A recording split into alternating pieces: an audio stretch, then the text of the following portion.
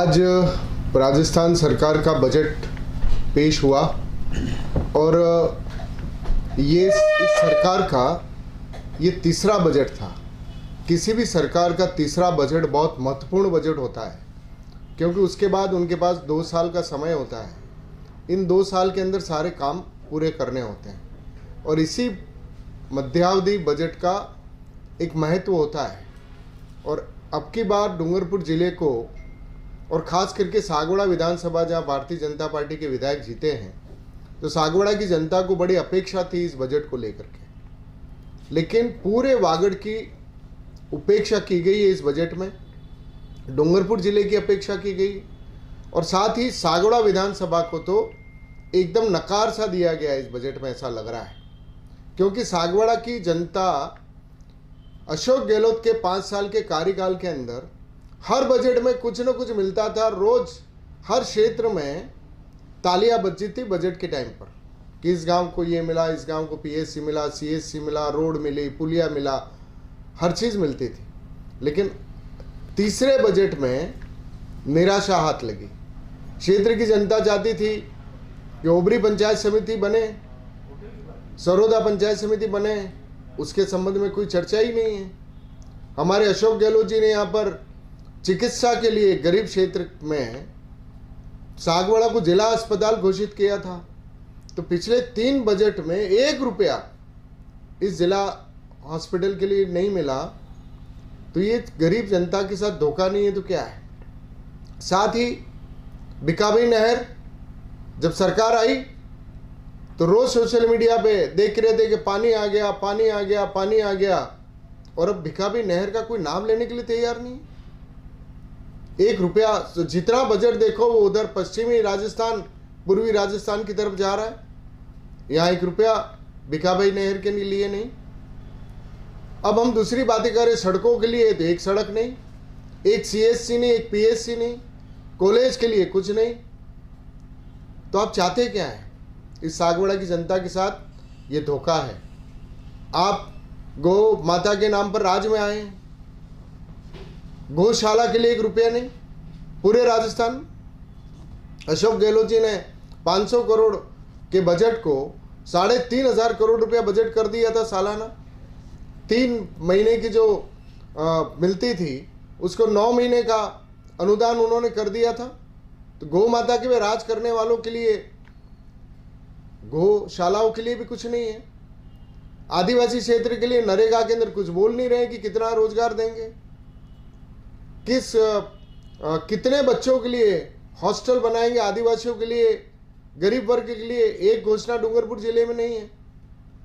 सागवाड़ा नगर के अंदर जब पिछली बार 427 करोड़ रुपया अशोक गहलोत जी सरकार ने 2023 के बजट में पेयजल के लिए दिया है, उसके आज दिन तक बजट तक जो है टेंडर नहीं हुए हैं। हमने कहा था नगर पालिका चुनाव में कि हम 500 करोड़ रुपया सागवाड़ा को दिलाएंगे। हमने 427 करोड़ रुपया बेणेश्वर से बड़ा एनीकट बना करके सागवाड़ा शहर के आसपास लाने के लिए 427 करोड़ रुपया स्वीकृत करके रखा है। हमने 125 करोड़ रुपया सीवरेज के लिए दिया था। काम हो रहा है, लेकिन बहुत ही धीमी गति से और घटिया काम हुआ, नगर पालिका को डिस्टर्ब करके। हमारे राज के अंदर हमें लग रहा था कि अभी घोषणाएं हो रही थी बड़ी बड़ी 8-10 दिन 15 दिन पहले कि सामुदायिक भवन मिलेगा। तो जो सामुदायिक भवन अशोक गहलोत ने 20 करोड़ का भिखाभाई सामुदायिक हॉल के नाम पर स्वीकृत कर रखा है, वही तो आप दिलवा देते हैं इस राज्य में नगर के लिए। 6 करोड़ रुपया सारी हमारी वड़ियों का डोंगरा हो, चाहे नसिया जी हो, सारी पहाड़ियों को शानदार बनाने के लिए 6 करोड़ रुपया दिया था। उस बजट का क्या हुआ कोई पता नहीं। तालाबों के लिए 80 करोड़ रुपया स्वीकृत है, उसमें से मात्र 30 करोड़ के आपने टेंडर किए, वो काम कहाँ गया कुछ पता नहीं। तो ये जो सागवाड़ा की जनता के साथ धोखा इसलिए हो रहा है कि यहाँ के भारतीय जनता पार्टी के जो नेता हैं उनको आपस में लड़ने से 4-5 गुट बन गए। इनकी गुटबाजी और इनकी जो आपस में एक दूसरे को नीचा दिखाने की जो राजनीति है वो वागड़ को ख़त्म करती जा रही है। यहाँ अधिकारी को पता नहीं कि कौन कहाँ लग रहा है।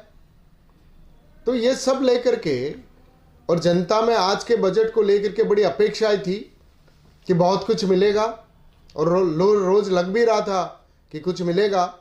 मैं इस आपके माध्यम से कहना चाहता हूं कि इस क्षेत्र में जो सम्मेलन होकर के बात हो रही है तो होने चाहिए, लेकिन बताओ तो सही कि आप गौ माता के लिए कर क्या रहे हो।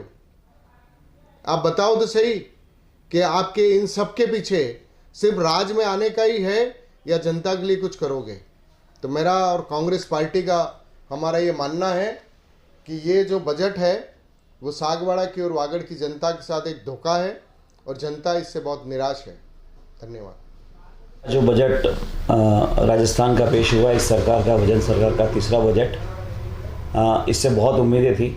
सागवाड़ा नगर को भी बहुत उम्मीदें थी, क्योंकि लगभग पिछले 1 वर्ष से उनका भाजपा का बोर्ड एक तरह से बना था, उनका चेयरमैन था, और यहाँ पर भाजपा का नारा था ट्रिपल इंजन का, कि नगर पालिका मतलब बीजेपी के होने से ट्रिपल इंजन हो गया।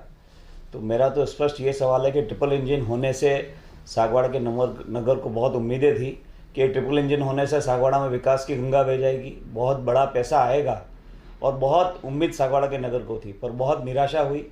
जो काम चल रहे हैं पहले वो पूर्ववर्ती हमारे अशोक गहलोत सरकार के हैं, और उनके बजट से जो काम चल रहे हैं वही काम चले, कोई भी नया काम जुड़ा नहीं, न इससे पहले बजट में जुड़ा, न इस बजट में जुड़ा। 1 रुपया भी न किसी भवन के लिए आया, न नगर की सड़कों के लिए आया, न नगर के किसी सौंदर्यीकरण के लिए, तालाबों के लिए आया। सामुदायिक भवन में कॉलोनी का जो मैं कहूँगा कि माननीय नरेंद्र जी के नेतृत्व में बहुत अच्छा काम शुरू हुआ था कॉलोनी में, बहुत अच्छा भवन, अब उसमें ठेकेदार चला गया, तो ये पूरे साल लगभग बैठे 8-9 महीने 10 महीने, उसका नया टेंडर नहीं कर पाए। उस भवन को, चालू भवन वापस जो काम हुआ वो भी जर्जर अवस्था में हो गया। तो इनकी जो मंशा है भाजपा की, केवल राज करने की लगती है और काम करने की नहीं लगती है। तो इस बजट से मैं समझता हूं कि नगरवासी होने के नाते भी इस बजट से मैं अत्यंत निराश हूं। आज जैसा कि जो राजस्थान सरकार का बजट जारी हुआ है, तो सबसे पहले तो ये बजट बिल्कुल निराशाजनक है, क्योंकि इस बजट में सागवाड़ा क्षेत्र को और विशेषकर ग्रामीण क्षेत्र को तो कहीं कुछ नहीं मिला, और सोशल मीडिया के माध्यम से एक मैसेज ज़रूर पड़ा है कि 100 करोड़ रुपया मोरन नदी के विकास के लिए मिला है।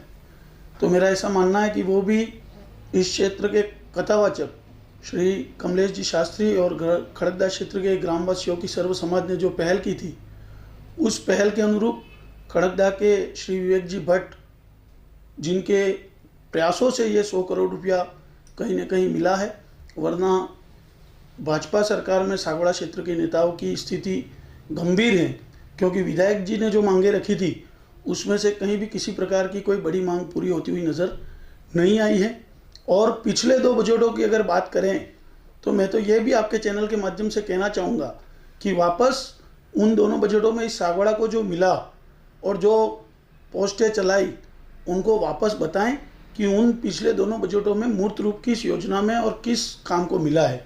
क्योंकि जहाँ तक 2-2 करोड़ की ग्रामीण सड़कों का सवाल है, एक भी गिट्टी का कंकड़ उन ग्रामीण सड़कों में नहीं मिला है, और फोटो सोशल मीडिया पर वो हजारों बार चलाए गए।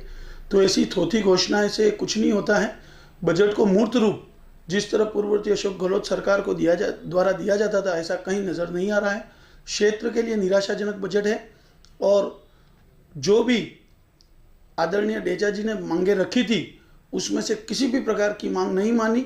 मतलब ये दिखता हुआ है कि इस क्षेत्र के नेताओं को राज्य सरकार ने ऊपर से भी किसी प्रकार की तवज्जो नहीं दी है। धन्यवाद।